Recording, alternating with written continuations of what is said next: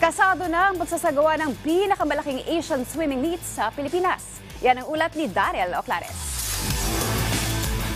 Nakatakda ngayong taon ang pinakamalaking Asian Aquatics event dito sa Pilipinas. Isasagawa ang 11th Asian Age Group Championships sa New Clark City Aquatic Center sa Capas, Tarlac mula February 26 hanggang March 9. Ito ang naging sentro ng talakayan sa pagpapatuloy ng Philippine Sports Writers Association Forum ngayong araw sa Rizal Memorial Sports Complex. Nanguna sa nasabing forum si Philippine Aquatics Incorporated Secretary General at Batangas 1st District Representative Eric Buhain.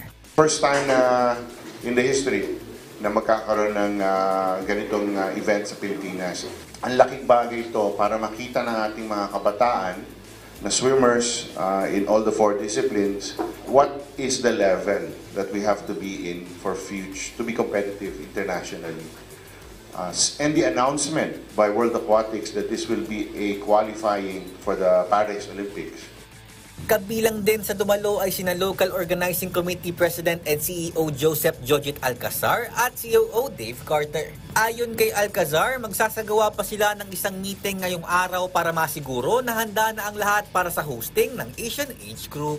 I think we are ready. We are ready to host the games. As we've said, as Dave said, we will have a games readiness meeting later. So after that, all set na tayo to be able to host the game.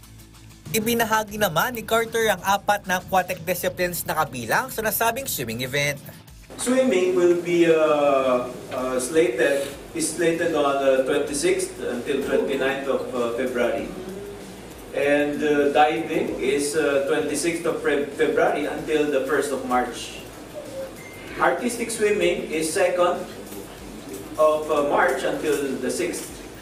And water polo is March 3 until March 9.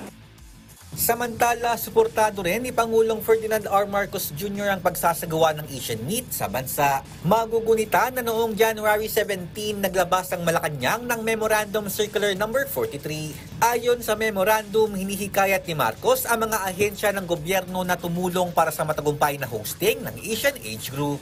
Inaasahan na higit 1,000 swimmers ang lalahok sa Asian Age Group, kabilang na ang 44 na tankers na magsisilbing kinatawan ng Pilipinas. Daryl Oclares para sa Pambansang TV sa Bagong Pilipinas.